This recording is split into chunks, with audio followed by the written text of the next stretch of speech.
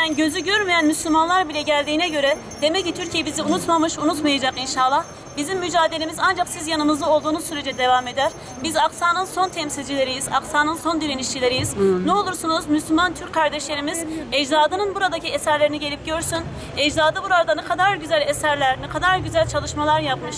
İnsanlara nasıl din ayırt etmeden burada yaşatma imkanı bulmuş. Onları gelip görsünler. Ecdadlarının kim olduğunu ancak buraya gelince anlayacaklar dediler. Biz Filistinli kardeşlerimizin bir tercümanı olarak bunları size anlatıyoruz. İnşallah ben inanıyorum ki bu amal kardeşlerimizin gözü görmemesine rağmen hocam bizi oraya götür, bir tane gözyaşı sahnemiz oraya düşsün, bizimle Mescid-i Aksa'da bir duamız olsun dediler. Onların bu dilekleri, istekleri ne kadar güzelse inanıyorum ki sizin dilekleriniz üzerinde o kadar tesiri olacak inşallah. Boğazında bir şey konuşamıyorum ama oraya gittik, oranın halkını gördük, hiç aklımızda çıkmıyor. Eve geldim, oğlan dedik seni bir psikoloğa götüreyim. Ne yemek yiyebiliyoruz, ne yatabiliyoruz. Oranın sıkıntısıyla, o kadar yolları kötü olduğuna rağmen yine de biz ayağımız taşa değe değe gittik geldik. Çok şükür.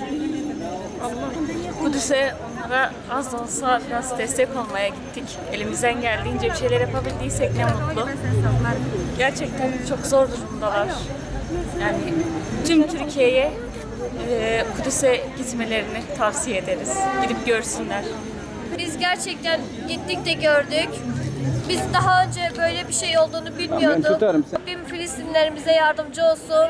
Rabbim İsrail'i kahru perişan etsin inşallah. Siz de gidin, siz de destek olun onlara. Allah'a emanet olun. Bir dakika. 2 gündür Kudüs'te geldik. Gerçekten çok yürek acısı.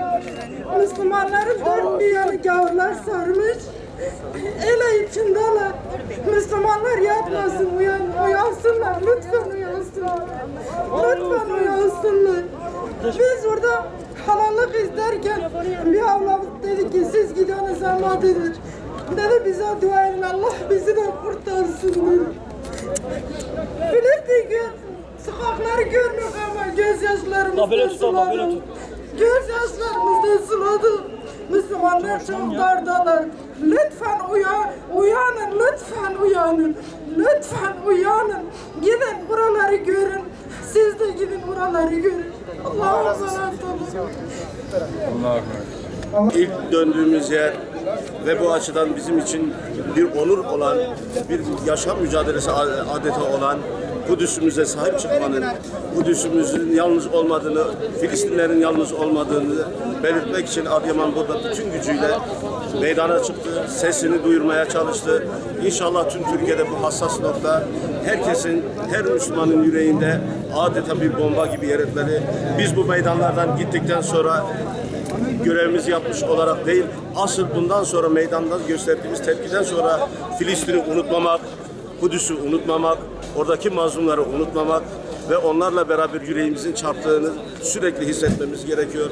O hatırayı yaşatmamız gerekiyor ve buradan İsrail'e diyoruz ki, ey İsrail şunu bil ki Muhammediler geldiğinde siz de orada olamayacaksınız. Ve biz diyoruz ki, ey İsrail oradaki mazlumlar güldüğü zaman sizin yüzünüz yere düşecek. Çünkü Muhammediler gelmiş olacak ve Muhammediler gelmiş